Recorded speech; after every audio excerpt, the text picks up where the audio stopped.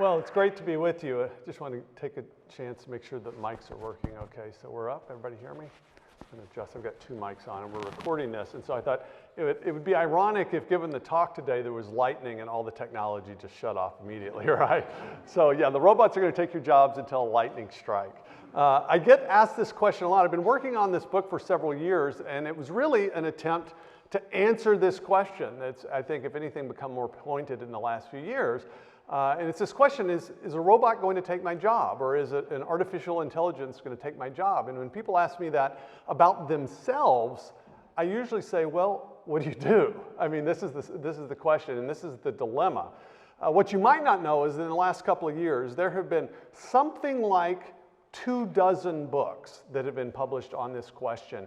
And I'm going to summarize these, basically the whole literature on this question of our jobs and robotification and artificial intelligence. This is a summary. So here is basically half the books say this. Sometime in the next 5 to 30 years, at least 50% of all jobs, not just in the American economy, but in the global economy, are going to be destroyed. They're going to be taken over by robots or smart machines, and that's going to leave at least half the population with nothing to do. It's going to lead to a disaster, and so we need the government to give everybody a universal basic income because they need to get paid, and we're not going to be able to pay them to do something, so let's just pay them not to do anything. All right, so that's the dystopian side of the debate. Now, so here's the other side of the debate. Sometime in the next 5 to 20 years, 50% of all jobs globally are going to be destroyed either by robots or strong artificial intelligence, leaving us with nothing to do.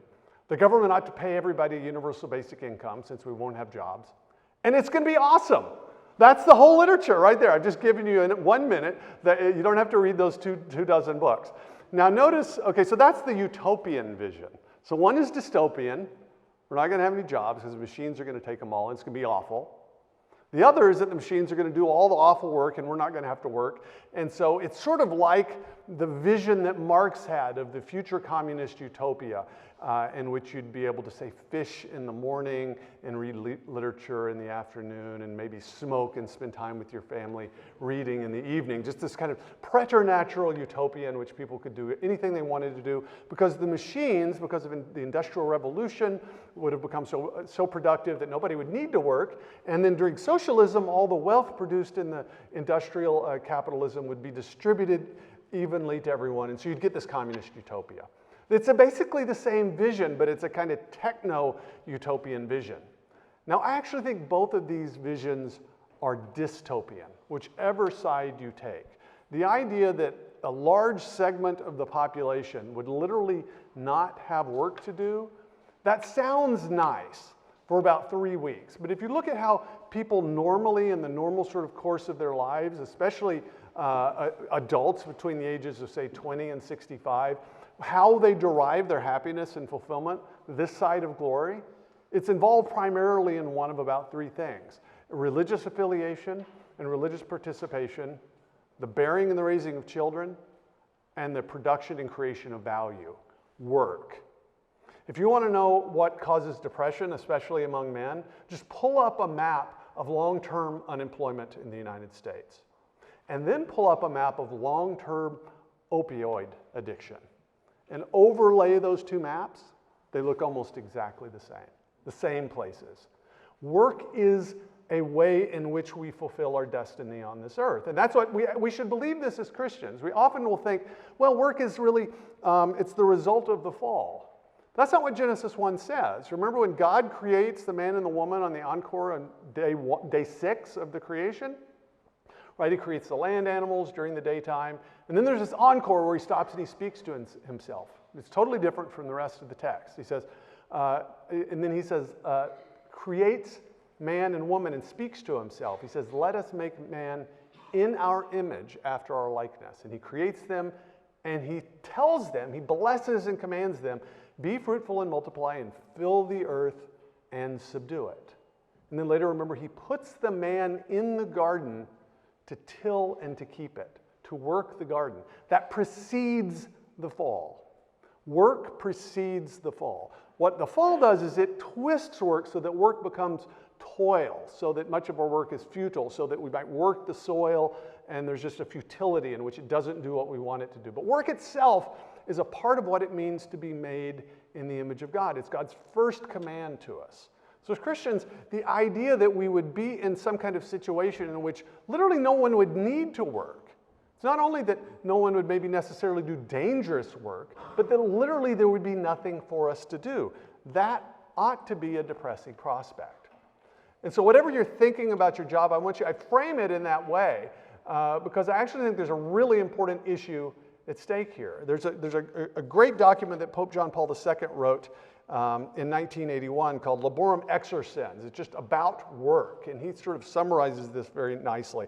This is the only Pope I'll quote this afternoon, I promise. The rest is going to be technology, but he puts it exactly right. He says, work is a good thing for man because through work, man not only transforms nature, adapting it to his own needs, but he also achieves fulfillment as a human being, and indeed, in a sense, becomes more a human being. Now think about that for a minute. Of course, it's our nature to be human beings. God makes us that way from the beginning. Nevertheless, part of what it means to be human is to work, to till and to keep the field. And so that's something you have to do, right? It's not something that you can just be. And so there's a sense in which by doing in a particular way, whatever work exactly is, we become more human than we were at the beginning. We become more than we were at the beginning. I want you to remember that, because that's absolutely crucial. Ultimately, that's kind of the key question in this entire debate. Though I wouldn't expect to sort of hear that, unfortunately, in most of the literature. So let's turn to this sort of broader question. Like I said, there are probably 24 books arguing more or less the same thing, but there's one very good. If you're going to read one book on this subject, it's probably Rise of the Robots by Martin Ford. And Ford is interesting because he's actually a tech entrepreneur. So he has himself become personally wealthy as the result of technological innovation. And yet he wrote this book in many ways, I think, just to make the case for a universal basic income. I don't know how many of you have heard that term, a UBI. The idea of a UBI is just that the government would essentially cut everyone a check. Whatever the means are. It's not like means-tested welfare. It's just everyone gets a check from the government to do whatever you want to do. You can do anything or nothing. This is actually a really hot topic. It's popular on the left, in the middle, on the right. There are libertarians that advocate this, and there are socialists that advocate this. So this is the hot topic. And even though this book is about robots, I'm now convinced he actually wrote the book just to persuade people that we need to have a universal basic income. But here's what he says in this book. This is a sort of summary of his and the general argument. So the shift now underway will ultimately challenge one of the most basic assumptions about technology, that machines are tools that increase the productivity of workers. Instead, machines themselves are turning into workers.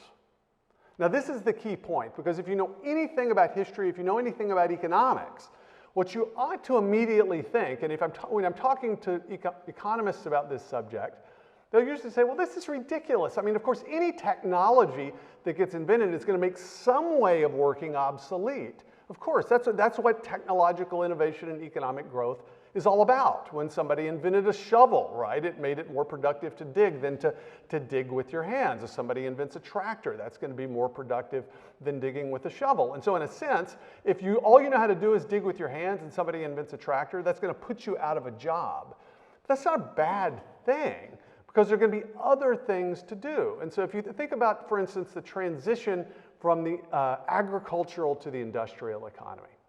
So in the United States, that happened over a period of about 150 years.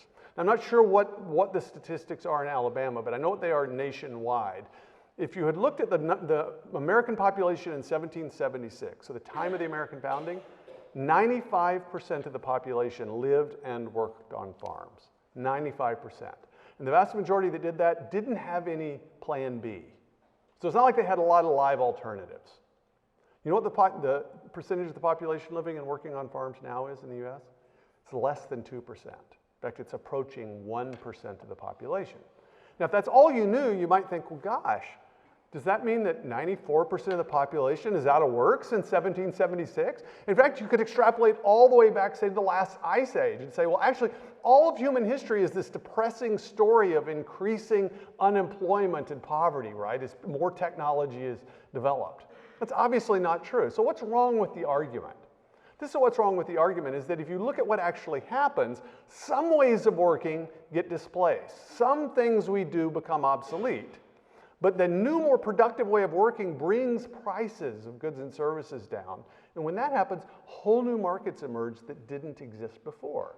So that people do things, new jobs are created that replace and are often much better than the ones that disappeared. So here's the basic fallacy. It's called the lump of labor fallacy. The idea is there's just this fixed amount of work out there to be done, and once somebody's done it all, then there's nothing left for us to do. It completely ignores economic history. That's absolutely not how it works. But what Martin Ford and others will tell you is they say, okay, that's been true up until now. But information technology is somehow fundamentally different from all these other economic developments, so that now, rather than just making our labor productive, like replacing some ways of working, notice what Ford says. He said, machines themselves are turning into workers. So in other words, they're not just going to replace old ways of doing things, they're going to replace us. That's the key point. That's the key conviction. It's the key conviction if you go to conferences on these subjects on artificial intelligence, that machines are literally going to replace us. And I don't want to sort of steal thunder from the conclusion, but what you will discover in this debate is that you might think you're talking about economics and technology, but more often than not, you're actually talking about philosophy. You're actually talking about questions such as, what is man? What is a machine? Are human beings machines or something else? And if you think we're just machines made of meat, as one robotics professor put it, then that's going to lead you to a particular conclusion, right? If we're just machines and we're just the result of this blind and personal process of Darwinian evolution and we're conscious, who's to say that if we design machines that are intended to be smart, they won't surpass us and completely replace us? That's the logic. On the other hand, if you don't presuppose that materialistic idea of the human person, then you might suspect, actually, we're not machines. We're something else. Machines are one thing and we're another thing. That actually ends up being the key debate in the background. And sometimes it surfaces and sometimes it doesn't. But just to tell you up front what I think the sort of answer to this is, should you be worried that robots are going to take all the jobs or are going to replace us? Don't buy it. I think the argument is fundamentally flawed. I think we can show this on economic and technical grounds. I think we can also show it philosophically. Here's what I think the sort of key challenge of the information economy is. It's not that we're literally going to be replaced. It's not what's called long-term or permanent technological unemployment. It's something else. It's the pace of change. The radical and increasing disruption in the economy is the thing that we have to take account of. And that's a real cost. So remember that inflection point I described a minute ago from the agricultural to the industrial economy? So I was describing 1776 essentially to 2018, but most of the work had been done by the 1960s. So that was, close to 200 years it took for that transition to take place. It was still very disruptive. My grandfather on my mom's side, his family had a small family farm. They bought sight unseen a farm in a place called Odessa, Texas. My grandfather's earliest memory was on a covered wagon looking at the stars as they traveled over 300 miles from Dallas, what was Dallas, Texas at the time, to Odessa, Texas. Now, if you don't know anything about Odessa, Texas, it's sand.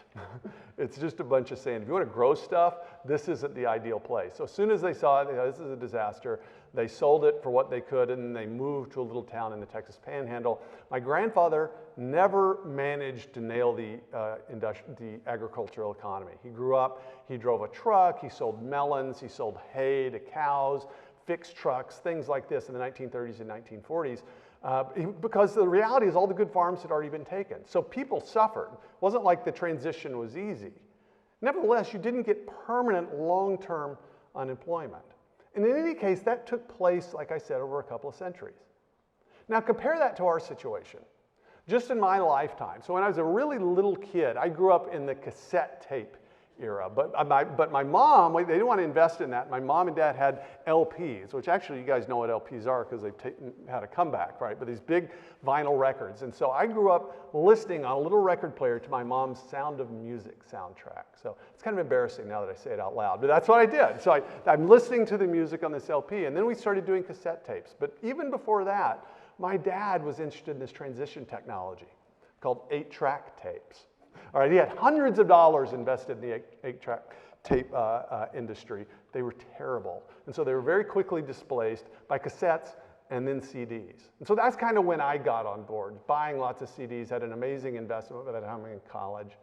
I haven't bought a music CD in 9 years. I suspect there's some students here that don't own any. What do we do? How do we transport our music? We transport our music on technology, but we don't actually normally embed them in physical media. Most of our music is MP3 files. It's software. We have moved just in our lifetimes from 4 different forms of transporting and storing music in the world of atoms to storing music in the world of bits, from the world of matter to the world of information. That's the disruption of the information economy. And it means that changes are going to take place very, very quickly. So if you're a student, depending upon what you're doing, don't imagine that you're going to learn everything you need to know in a 4-year education, even here at Faulkner, wherever you are, 4 years, and then that will prepare you for a 40-year job worked at one place. That's just probably not going to happen. You're at the beginning of a process of continual education in which you'll constantly be learning new stuff. So here's what I want to do the next few minutes.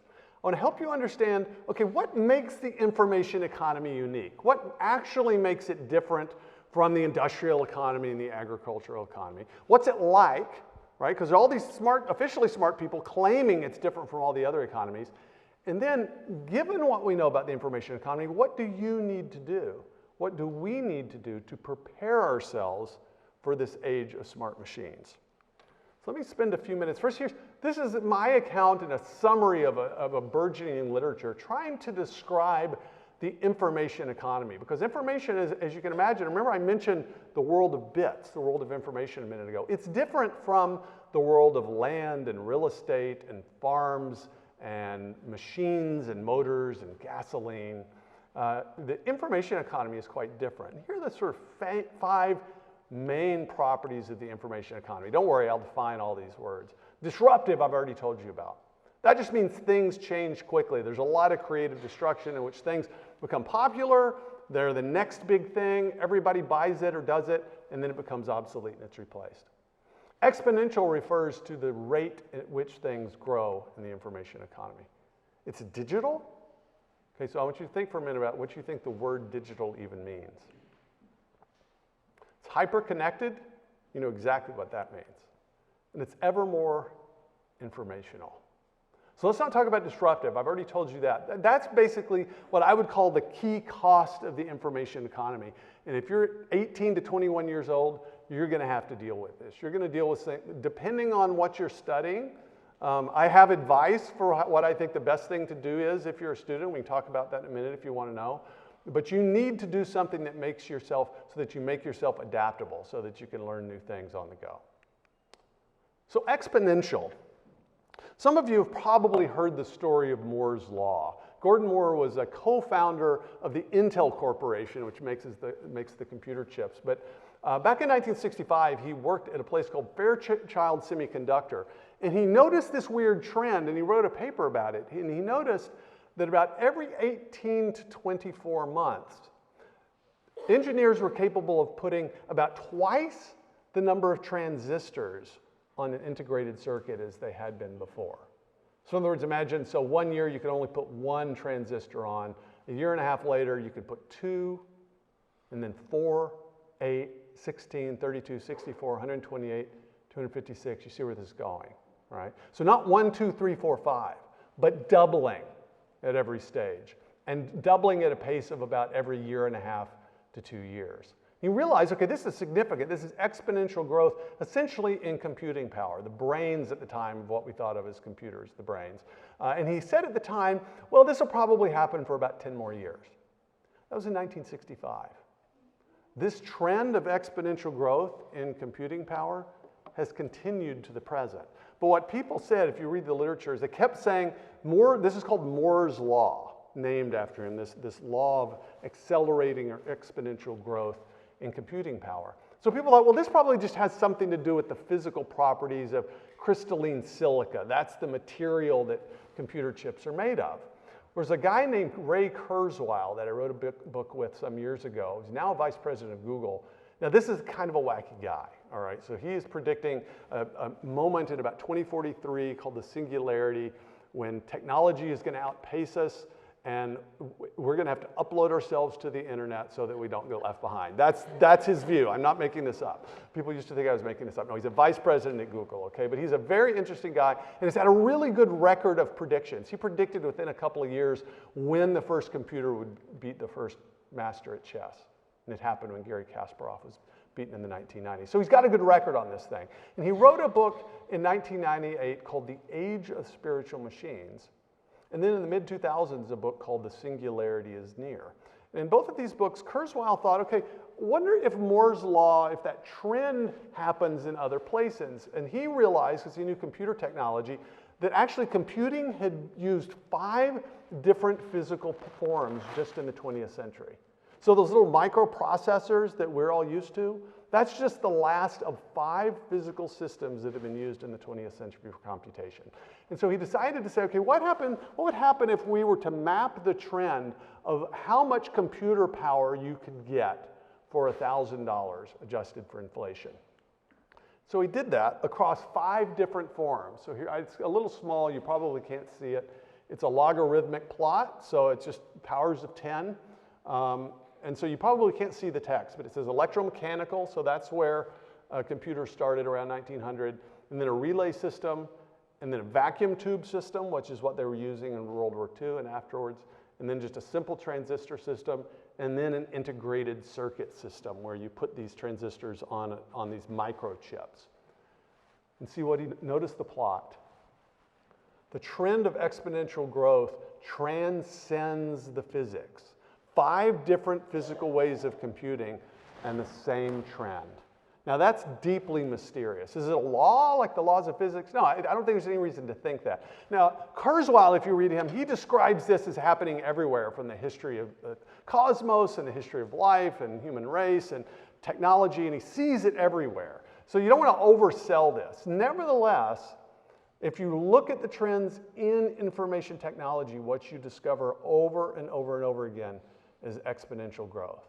In fact, in his brand new book, Life After Google, George Gilder points out that storage, just what you might call store width, is vastly outstripping Moore's Law. So this trend of doubling of computing power, it's trivial compared to the trend in how much more and more and more we're able to actually store. The same thing is happening with communications, technology, and almost anything you could care to count. It's not happening in energy and physics. It's not happening in real estate. It's happening in the information-dense parts of the economy. And so this is really the reason there's so much disruption, because you've got exponential growth. The second feature of the information economy is that it's digital. Now, I don't know what you think this word means. I admit that when I was in the 7th grade, I thought the word meant a clock that had numbers rather than analog hands, because my dad got a digital watch when we were in the 7th grade. But digital, it actually refers to the language of zeros and ones, or the binary on and off, black, white, 0, 1, whatever contrast you want. That's the native language of computers.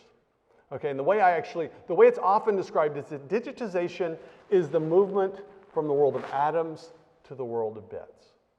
The world of material stuff to the world of information. A bit is a measure of information. All right, now this is sort of an odd thing because a couple of weird things happen in economics. So if you're wondering, okay, when do I need to really concentrate during this talk? This is the moment, all right? So I'm gonna give you 2 economic concepts so you can totally check out if you can make it through this. All right, here's why this matters. Because in informational goods are in many ways fundamentally different from normal economic goods. Normal economic goods have what economists call a non-zero marginal cost, and they are rival goods. And now what am I talking about? Okay, think about a set of the Encyclopedia Britannica. You can still actually buy a physical set, right? But if I own a set for a couple of $1,000s, it takes up space. You have to print it, you have to store it, you have to ship it. It's made of paper and cardboard and ink and things like that, right? And so you might, publish, say, 1 million sets at a time, and so you could get the per unit cost down. Nevertheless, each additional set is going to cost you something, right? Because it's going to take materials. So that's the marginal cost just means the cost of the next thing, the next one that you produce. The other thing is that it's a rival good. And what that means is that if I own a set of the Encyclopedia Britannica, you can't have a set either. Lots of things that we're interested in, cars, girlfriends, generally, right? Pizzas, they're rival goods, right? Everybody can't have these things at once. If I eat this pizza, you're not getting it. The best we can do is kind of divide up and each have part of the pizza. Does that make sense? Now think about a subscription to the Encyclopedia Britannica. Right? If I get a subscription to the Encyclopedia Britannica online, I don't deplete the store. It's not like, oh, well, there's one less subscription left. Or if I download a song for $1.29 from iTunes, I haven't depleted the store of those things. Moreover, that one MP3 file, once the stuff is set up and the electricity and the computer and the network, it's basically zero marginal cost. The actual cost of that single file is basically zero. Yeah, maybe it's 1/100 of a cent or something like that. So do you see how different that is? You go from a world in which you have a marginal cost that's always a real cost, and it's rival, so everybody can't have it. If one person has it, somebody else can't have it, to a world in which additional copies of a thing are basically free, and everybody can have it, and the store doesn't get depleted. So you move from a world of scarcities, right, in which you're sort of challenging, well, one person can have this, and so we're going to compete over price, to a weird world of abundance. This is why property law is getting weird and obscure now with digital goods, because it's sort of hard to say, okay, well, it's easy to steal information, right? Once somebody has a copy of it, it's easy to get out. That's digital, and it makes the information economy in many ways fundamentally different from older economies. It's hyper-connected. This is one of these things nobody needs to be explained. If you're a parent like me, this is something that actually irritates you a lot. I've got my daughters. Before I was aware of it, I'm a bit of a helicopter parent, I'll admit it, and so I'm basically aware of everything that's happening. But somehow both of my children managed to get Snapchat before I was kind of aware of it, right? And so this is a program for the parents that kids don't have this, stop them, where they have to take pictures of themselves smiling in order to send messages, okay? So it's constantly pestering. It's constantly pestering me and them, and so I ended up bribing them and making deals with them to get off of it. But this is the reality in which we live. The editor of Wired magazine, Kevin Kelly, wrote a book last year called The Inevitable. And in this book he said, people 1,000 years from now will look back on this time in which we live at the beginning of the 21st century as an amazing time, because that was the moment that the entire human race first connected itself to one thing. Already, not completely done, but the vast majority of the human population in principle is connected to each other at roughly the speed of light, roughly simultaneously. That is an absolutely remarkable thing. And the deal has only kind of been closed since 2007. Remember, the first iPhone just came out in 2007. So now that connectivity goes directly to our person, and 5G isn't even here yet. That's a couple of years out. This hyperconnectivity is going to continue to happen. And if you know anything about networking theory, there's something called Metcalfe's law. It's kind of like Moore's law. It basically says, a technical way of putting it is that the value of a network goes up as the square of the number of users in the network, which is just basically says the more users you get, the value goes up way, way fast. That's essentially what that means. And so it's often been said that the guy who sold the first telephone is the greatest salesman who ever lived. All right, so think about it. One telephone in the universe, right? What are you going to do with it? There's nobody to talk to. The only value in a telephone is what? If there's somebody else with a telephone, there's a network that connects you, and you want to talk to them, right? Then you can have a conversation from a distance. Now add one more person. That means there's multiple different conversations that can take place. Add 4, and very quickly you get an exponential increase in the types of interactions that can happen between you. Same thing happens in our brains with neurons. That's an exponential increase in the value of a network. That's why networks want to get large quickly. It's why networks say apps, for instance, say traffic apps. You want the app that has the most users on it because the data is coming from the users. You don't want to be the 9th best traffic app on iTunes. Nobody wants that, right? So this is the reason that networks tend to get big. It's because of these network effects. But this is a central feature of our information economy. And then finally, the economy is ever more informational. Now here's the weird point, probably the key point of my talk and the most difficult. Because now we have to define information. What is it? Most of us think we know what information is. If you look at the sort of history of the word, it is anchored back in a Greek word eidos, meaning idea, referring to the mind, or informare, right, the form. The form in Aristotle, in Greek philosophy, is the thing, what you are. You exemplify the human form. That's what you are. Right? And if you read Thomas Aquinas, he says, well, the form is two things. It's both the thing that you are, that you sort of instantiate as this universal, and it's also the idea in the mind of God. So God from eternity has an idea of human nature, and he creates humans, all of whom share this universal. That's the form of the thing. Now notice the word again, information. Right? Now this was not intentional with information theory, but it's already right there in the word. Now, if you know anything about Aristotle, everything in the material world, Aristotle said, is a combination of matter and form. But matter by itself doesn't do anything. Matter is just this kind of amorphous stuff. It's actually the form that makes something what you are. So it's not the matter per se, the atoms or molecules that make you human. It's your nature as a human being that makes you human. That's the idea of information. It's the information, that form that is in things, that is in matter. But it also means, if you read information theory, that it's not matter itself. This is a really weird thing. Okay, so what are we talking about when we talk about, say, bits of information? This was actually a new insight. It was developed by a guy named Claude Shannon in the 1950s. He was an information theorist at Bell Labs, and he was basically trying to figure out, okay, how do you measure an information signal, a communication signal that's going across a channel like a copper wire?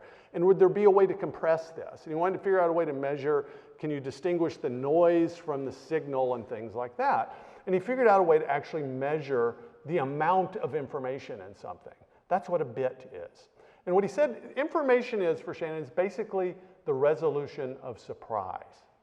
So the more surprise that's in something, the more information that's in it.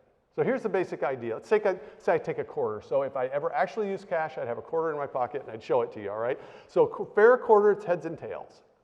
Right? So right now you don't know how it's going to come down, but you know I'm going to flip the coin. All right, I flip it, it comes down tails. That's one bit of information. The reason it's a bit, if it was heads, it would also be a bit. So what the information is the collapse from this world of possibility. There were two possibilities, neither that was actual, to one concrete actuality in heads or in tails as one bit of information. And if I kept flipping the coin and writing down the sequence of heads and tails, that would increase the number of bits of information in the sequence. Now you might notice something weird about this though, that there's a number, you can measure the amount of information in that sequence even if it's random gibberish. The sequence of heads and tails doesn't have to form a pattern. And so there's something weird here when you're using the language of information theory and computers to talk about the information we're actually interested in. Let me give you another example. Let's say you take a sequence from Shakespeare, methinks it's like a weasel. This is English language, right? I could give you the amount of information, the number of bits in that sequence. Now you know that's information. You know it's a meaningful sequence of letters that forms a message, right? Right? Now imagine that I scramble those letters, same length. It has the same bits of information in it, even though it's gibberish. So it tells you that this type of information, what we'll call Shannon information, it doesn't quite capture what we mean when we're talking about meaningful information. So again, what is information? It's actually easier to tell and to point at than it is in some ways to define. I don't know how many of you have been to Victoria in British Columbia. It's in the sort of southwest part of Canada, just north of Seattle. It's an island called Vancouver Island, and just on the southern tip is this beautiful city called Victoria that has a double harbor in it. And so if you take a ferry from Seattle or Port Townsend into Victoria, or you take a cruise ship, you pull into the outer harbor and the water gets very, very smooth. But you keep going and it keeps getting narrower and narrower, and then you enter an inner harbor. It's so peaceful that the Parliament building, so think of the sort of state of Alabama Capitol, imagine sticking it right by the ocean. That's what you have in Victoria. That's, you know, maybe 100 yards from ocean. That tells you how placid it is. And if you pull in at night in the summer, it's a beautiful place, but you might not notice there's actually something interesting on the side of the hill in front of the Parliament building. I'll give you a daytime picture, maybe you can see it. I don't know how many of you can pick this out. Put a circle around it here. It's right there. It's red and yellow begonias. It says, "Welcome to Victoria." Now, how do you know that's information? You say, well, it's really improbable that, say, you know, Canadian geese flying by just dropped these seeds on the way south and it spelled itself out. It's very improbable. Well, that's true, but you know, any random sequence of seeds that you just threw out would be improbable. It'd be very hard to do it more than once. So it can't just be that it's improbable. There's something else going on. What else is going on is that it's not just an improbable arrangement, but it also conforms to an independently given pattern that we have a reason to attribute meaning to. So in this case, you're using your background knowledge. You know English, you know the rules of English language and grammar and syntax. You know that you're in Victoria, and you go in and you know that someone could spell this. And so you immediately detect that this isn't just a random arrangement, right? And it's not just the laws of physics dropping this down, right? The laws of physics require that those seeds fall if you drop them, right? But they don't dictate that they spell anything out. That's the result of intelligent agency. The information theorist Henry Quasler says, we habitually associate the creation of new information with intelligent agents. Another information theorist says, information is not matter or energy, it's some third thing. Here's the key point.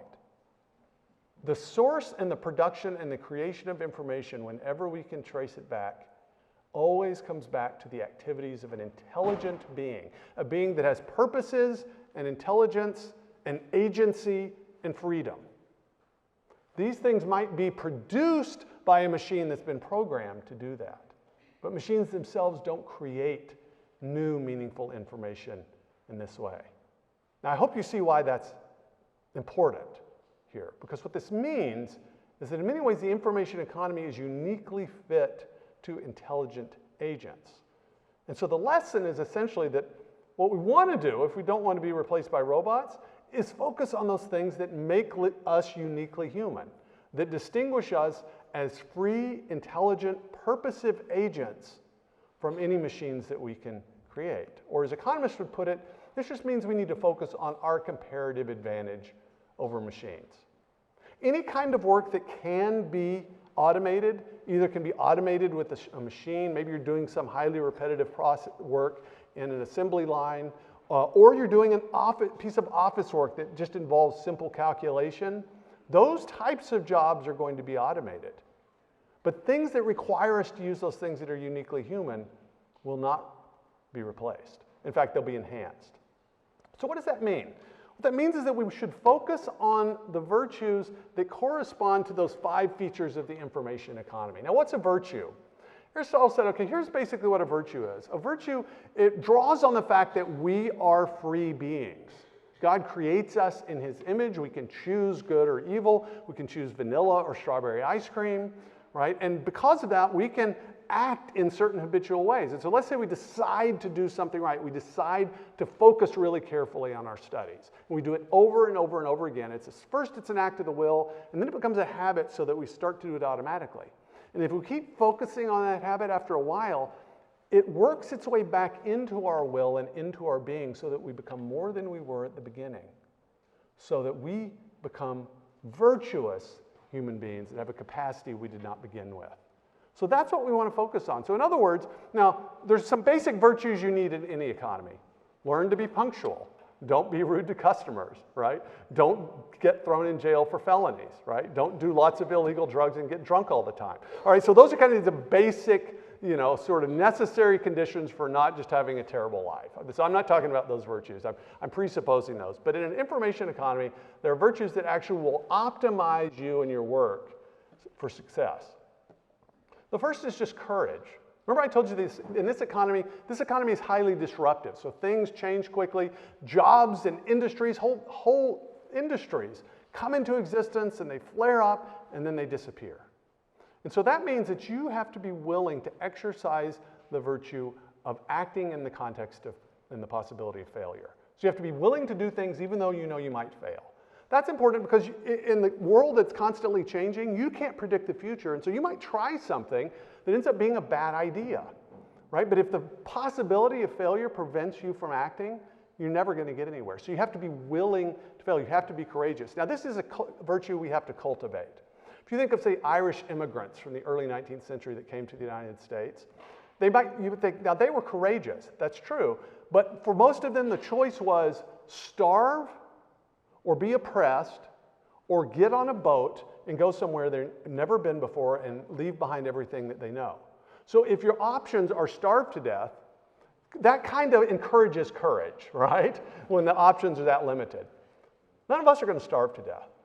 We might be poor, we might have kind of depressing lives. We're not going to starve to death. And because of that, that means you actually have to cultivate this ability. It might be that you live someplace where there are no job opportunities, and that requires that you have to actually get up and move someplace where the opportunities are. So that's why you have to cultivate this as a virtue. But courage by itself is not enough. You know that you'll often in business courses you'll hear, got to be willing to fail. It's actually possible to just keep failing. That is not a path to success, trust me. You might just keep failing all the way down to the bottom, right? So you need something else. Virtue that Nicholas Nassim Taleb calls antifragility. This is after a book called Antifragile. Now, what is antifragility? You might think of different kinds of systems. A fragile system or a fragile object like a crystal vase is something that's easily, if you perturb it, it's likely to break, right? Even a loud pitched scream might break this crystal. It's fragile. So what's the opposite of fragile? You might think, well, it's something strong or robust, like rebar, right? It's hard to break it. Well, that's kind of the opposite, but it's not exactly the opposite because it's still very brittle, right? And you could still, if you really stretch it, you could still break it. There's actually this third property, antifragility. And an antifragile system is something that improves with perturbation. That when it's damaged, it gets better than it was before. Like this guy. Now, biological systems have this in spades. This is how organisms generally work. If you play the guitar and you've never played the guitar before, in 5 minutes, your fingers are going to be killing you. And if you do it for 10 minutes, they'll bleed. But if you do it for weeks and weeks and weeks, you're going to have hard calluses that are so thick you can play for hours. That's because God has made us so that our biological systems adapt. But it's not just resilience. It's the ability to actually be better than you were before. That's what happens when you lift weights. And this guy's obviously been at it for a long time. But when you lift weights, if you do it right, enough time under tension, enough pressure, enough reps, enough weight, you actually tear the muscle fibers. You create an inflammatory response. And then if you rest, you can't just keep doing this. You could just tear it down. You've got to rest, you've got to eat right, and then what happens is your body repairs it and makes it stronger and bigger than it was before. That's antifragility. Now, what's this have to do with sort of working in the information economy? Antifragility is the ability first to be courageous and be willing to fail, and then to take your experiences of failure and learn lessons from them so that you have something that you can contribute and something you know that you did not know before. So that everything you do is a stack, a new talent or a new experience on top of everything else. Some of you may know who this guy Scott Adams is, of Dilbert cartoon fame. He wrote a book called How to Fail at Almost Everything and Still Win Big, or something like that. It's just about his life. This guy has had more terrible ideas. He wrote a hypnosis book at one time, and just one stupid idea after the other, and lost his money several times. But every so often he would hit on something, and he even had 2 bank jobs that were dead-end jobs. And he's actually a very good cartoonist. But he used his banking and office experiences, and he sort of parlayed it into this amazing career as a cartoonist. That's antifragility. So courage, antifragility. And wait, what do these things have to do with the properties? I forgot. So courage corresponds to what? Disruption. Antifragility, that corresponds to exponential growth because of the speed. Third one is altruism. Altruism is just, it doesn't mean that you necessarily think about and visualize world peace and think about how much you love people. Altruism is just acting for the benefit of others. And so you might have thought that successful entrepreneurs are successful if they're really greedy and think about themselves. That's not actually true. If you think about the late Steve Jobs, who wasn't all that nice of a person personally, the reason he succeeded is because he could anticipate what people wanted, sometimes better than they could. He could anticipate what they wanted and then bring it about. In a market economy, that's normally how you succeed, is you anticipate what people want and then you find a way to serve them. That's altruism. That's always been important in free enterprise, but it's especially important in an economy that's filled with digital goods, because that means there's thousands of things that we can create for each other and for other people that could not be created before, whether it's handmade goods sold on Etsy or it's workout videos that you simply upload onto YouTube. That's altruism. So just think of this barista here, right? He may not love these two women or necessarily know their names or be praying for them.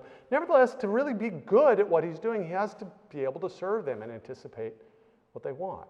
That's altruism. Collaboration, which corresponds to hyperconnectivity. Collaboration is a form of humility. Collaboration is the ability and the willingness to learn from and work with others.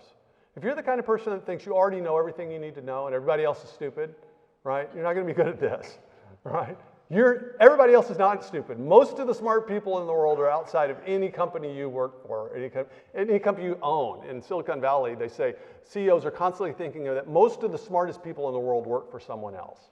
That's the right attitude. Collaboration, there's a huge amount that you can learn from others, and there's a huge amount that you can benefit from working with others. We now have the capacity to collaborate globally. I run an online news and commentary site from my office in Washington, D.C. with staff all over the country simultaneously. And then finally, creative freedom. What is creative freedom? This is the biggie. And this corresponds to information. Remember what I told you information was. Now you might, when you hear freedom, say, okay, what is freedom? I like to ask little kids this. They always say, freedom's getting to do what you want to do. If I can let me play out in the street, or I can just binge watch something on Netflix, I'm free. Right? Okay, that's a type of freedom. This is what philosophers call freedom of indifference, or libertarian freedom. Just the freedom to choose between incompatible alternatives. So think about a little girl whose parents buy her a piano. Say, honey, okay, we've got you a piano here, and you're free to play it whenever you want to. And so she can go in and she can plunk notes on the piano, but she doesn't actually know how to play the piano. She's free to push buttons, but is she free to play Rachmaninoff? Is she free to play Beethoven's Ninth? No. How would she acquire that freedom? She'd acquire that freedom actually by constraining herself, not doing whatever she wants to do, but doing very specific things in which she collapses all the fields of possibility into this very focused thing in which she learns her scales and she learns how to keep beat and she practices and she keeps her butt on that bench for years and years and years and focuses her attention. And then if she does that long enough and constrains herself long enough, she will acquire a freedom that she did not have before. It's not just a mere freedom to do what she wants. It's a freedom to create value, and to create information, in this case, to create music, the capacity that she did not have before. That is the principal virtue of the information economy. The weird thing about the sort of age of intelligent machines is that it creates a false consciousness for human beings. We make these amazing technologies that can imitate the types of things that we do. Whenever you do a Google search, it's eerie how good it is. And yet we make these machines, and rather than saying, we are not just Homo sapiens, we are Homo Faber. We are man, the maker of these machines. Instead, we demote ourselves and we attribute intelligence and meaning to the machines themselves. We really should flip that over. When we see these machines, we shouldn't be terrified of them. We shouldn't worry that Skynet is going to wake up suddenly and become conscious and take over. We should, if anything, be amazed at this capacity that God has allowed us to fulfill. Thomas Aquinas said, God grants to creatures the dignity of causality. In other words, God doesn't hoard creative potential all into himself. He creates sand, and he allows us to create fiber optic cables and computer chips that are made of sand. So when you look at technology, don't fear it. Prepare and weigh the costs and benefits. But I hope it will remind you of simply what it means to be made in the image of the creative God. Thank you very much.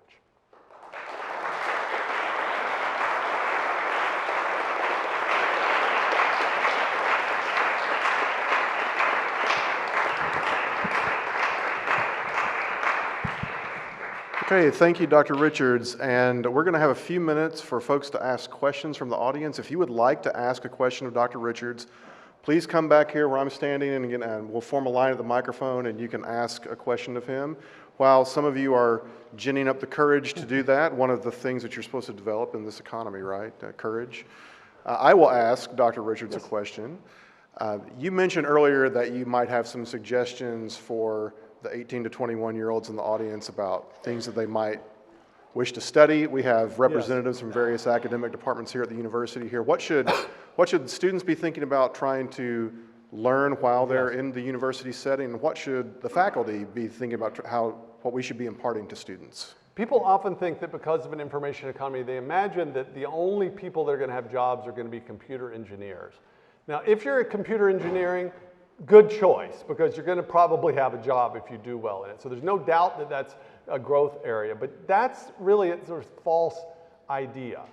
It would be like imagining that in the industrial economy, everybody was going to work in factories and on machines, when in fact, if you think about it, the more advanced the industrial economy became, the fewer and fewer people actually work with mechanical machines. In the same way, what's actually going to happen is that many of the things, if you think about it, because we're both spiritual beings made in the image of God, but we're also physical beings, right, that have animal properties. And so we can carry things just like a horse can or an ox can. And so there are many things that we're still doing just simply with simple repetitive bodily movements that are going to be handed over to machines. And so what that means is that they're going to be things that sort of counterintuitively won't ever sort of be displaced. So you might think, let me give you an example of physicians. So right now what's happening is that it's a computer by IBM called Watson that's doing a better job of diagnosing illness than probably any diagnostician anywhere. All right, so you might think, well, that's going to replace doctors. You want to know something though? If you are diagnosed with stage 4 cancer, you don't want a machine to tell you that. And so what's actually happening is that the people skills and emotional intelligence for physicians is becoming more and more and more important. And the technical skills, and you still got to know what you're doing, right? But the technical ability to diagnose ends up being less important, and the human, the personal, ends up being more important. Marketing and managers, right? The ability to organize people creatively, that's still a very, very important thing to do. The other thing is there are actually a lot of physical labor jobs that we are a long ways from having robots replace. So if you're doing something repetitive in a factory, that's something we can make a machine to do. If you're doing something that involves complex bodily movement, landscaping, housekeeping, painting, carpentry, we don't know how to make machines that can do that. It's called Moravec's paradox. We can't make a robot that can do the things that any 3-year-old can do with his hands. Because we have all these complex feedbacks. So, you know, okay, this is a piece of glass, this is a toilet paper roll, this is a heavy machine, this is a laptop. We can tell the difference. If you look at the robots we make, they're very good at doing exactly the same thing over and over. So what that means is that the people skills and the complex bodily movement skills, the know-how skills, those are going to rise. So what does that mean for college students? Here's basically my argument, is that if you have a choice about what to study, first of all, get the general skills. Because the really technical skills, you might think, okay, I'm going to study actuarial science, which might be good, but it might also be obsolete in 5 years. If you don't know how to write a sentence, though, you should do that. At the Bush Business School, we ask business executives, okay, what do you need from our students? Over and over they say, give us somebody who can write a coherent sentence. So become numerate, become logical, right? Become coherent in your writing. Do those things, And then also develop a couple of specialties on the side. Maybe you take a coding boot camp, maybe you take a graphic design course, or you do an internship in social media or something like that, so that you kind of mix it up. So anybody that can, develop a broad-based liberal arts education so that you're coherent and you're literate, and then also develop, as kind of side gigs, some technical skills, even though those are likely to change over and over. That's what I advise people. It's what I advise my own children. I can call on people at random, Jason. Well, maybe we should do that. Just Pick up someone. a question? Okay. Briefly, you mentioned Moore's Law and Yes. the rate of transistors on a microprocessor. Recently, Intel has been having trouble getting past their 14 nanometer process. Yes. Do you believe Moore's Law is finally concluding? And if so, how will that affect artificial intelligence? I don't actually think Moore's Law is concluding. I think what's happening is that we're reaching the physical limits of this particular technology. And so I think I think that the age of the integrated circuit is coming to a close. I think what's likely to happen is that we're going to transition into something like photonics or quantum computing, which is just now coming online. But part of the reason for this is that in some ways, if you just focus on Moore's Law and computing power in the microprocessor, it causes you to over-focus. And so for a long time, the way networks were set up and the way the sort of internet architecture was set up is that you wanted to have computers that were very, very powerful and faster out on the edges. But with cloud computing, actually, the computational speed and power of your computer is no longer all that important, right? In fact, I use most of my graphic design apps are actually on the cloud. And so the pressure actually on microprocessor speed is not what it always was. Now it's actually network speed and things like that. And so what's actually happening is that the places that are abundant, say network speed and store width, that's where all the growth is taking place. And I think that's partly because we're reaching the physical limits of processor speed. I don't expect it to end, but I do expect us to end up using some physically different systems sometime next 10 years or so. I mean, because you eventually just reach the scale of atoms, obviously. Yeah. Dr. Richards, you mentioned other people's predictions of when robots would replace Yes. humans. Do you have an idea of your own on that, or if it will happen at all? So I don't think robots will ever replace humans because I don't think robots are machines and we're not machines. And so they're two qualitatively different things. They will replace many of the things that we are doing. And I'd say the best way to tell is set aside things that involve complex bodily movement. Those aren't going anywhere anytime soon. And then look at what's actually happening. So long-haul trucking, for instance, I think that is in deep trouble. So in many states, I don't think it's true in the South, but in some of the Western states, the #1 job for males is still long-haul trucking. Technology already exists to automate this. The technology already exists for simple autonomous vehicles on simple tracks. And so things like that. So like Uber driving and Lyft driving, that's great right now, but just about the time that Uber and Lyft displace the taxi industry, the Uber and Lyft drivers are probably going to get displaced by autonomous Uber cars. So those kinds of things. And then the types of factory work that involve assembly lines that don't involve complex work. There will continue to be factories with assembly lines in which trained technicians will be involved in complex activities. But there's a famous scene, you can look at it on YouTube, in Lucille Ball, where Lucy and her friend are in this chocolate factory, right? And there's a belt going by. All they're doing is wrapping these things. Those jobs aren't going to exist. So if a city is built around the assembly line construction that's quite simplistic, that was invented by Henry Ford. That is a 20th century artifact that will disappear. And so I would expect all of those kinds of jobs to disappear. And so if people are doing those kinds of things, I advise them, look, be training yourself. Don't quit prematurely, but train yourself, because those are going to disappear. Don't imagine that means all the jobs are going to disappear, just those types of jobs. And new ones that we can't yet anticipate will replace them. Thank you. Sure. Before we go to our next question, Dr. Richards, could you put up the slide for the survey? Oh, yes, sorry. Let me pull this up. So, Yeah, actually, can you guys read this? So this is the Institute for Humane Studies, which sponsored this talk. So if you would answer the survey here. I don't know if you could see that URL. It's tinyurl/YC4UELAG. and fill out a survey for the. And students, you might want to take a picture of that slide with your phone, maybe magnify it so you can see it, but please fill out that survey so our friends at IHS will get that feedback. And again, we still got time for one or two more questions. Hi.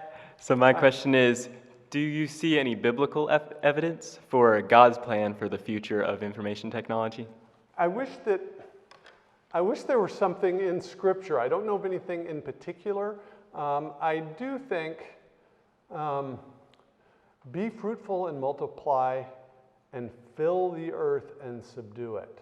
So the idea that the earth ought to be filled with human beings. I mean, it's completely contrary to the kind of contemporary idea that the best earth is one in which there are no humans doing anything. Now, obviously, we're fallen, and so we can despoil and destroy the earth as well. That's what God wants us to do. He gives us the dominion or the stewardship of the benevolent heavenly king. And so I actually think that just the fact that we are continuing to informationalize the physical order is itself a kind of manifestation of this. Now, we can informationalize it in a good way or in a bad way.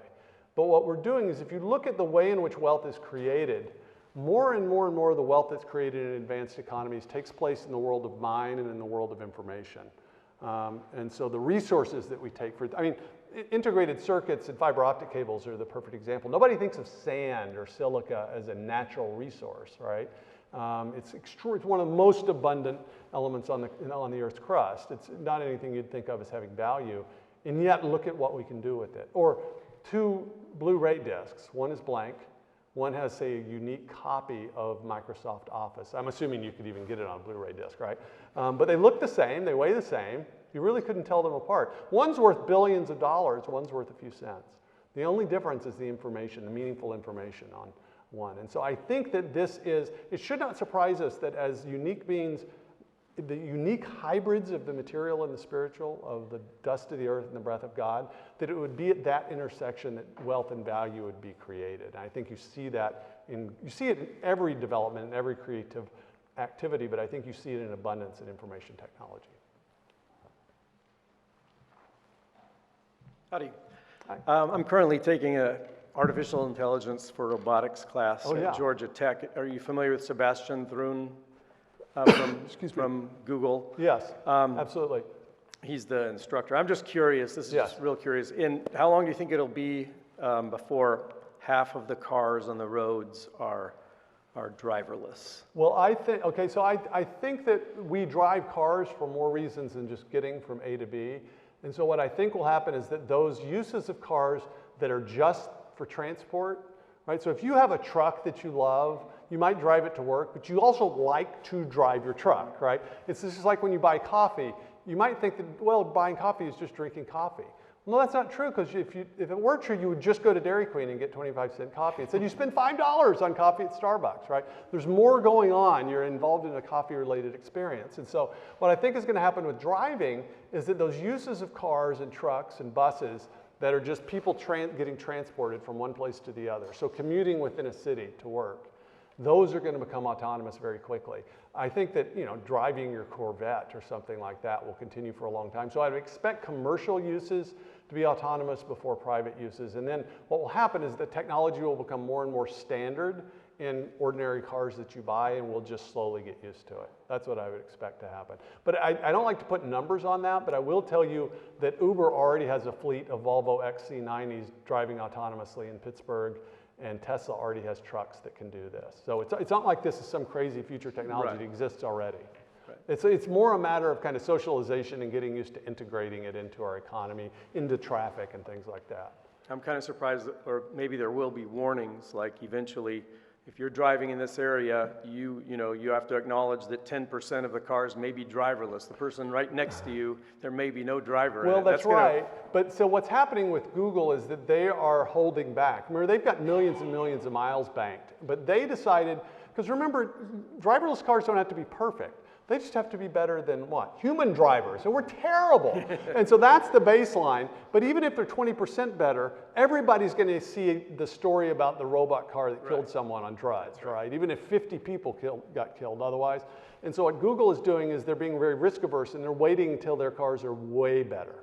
And so that's actually what's happening generally right now. And so that's why I expect this to be kind of a slow dribble of these technologies. And so you'll go to Washington, D.C. in 2 or 3 years, and there will be some regular routes that used to be buses that'll be autonomous vans and things like that, and then it'll work itself out. And we'll just be used to it. Nobody freaks out when they go to the DFW airport and gets on an autonomous shuttle train, for instance. That's what, expect that. But it's going to take place at, yeah, it's going to take place at the speed of our kind of psychological comfort, and no faster, hopefully. Thank you. Yeah.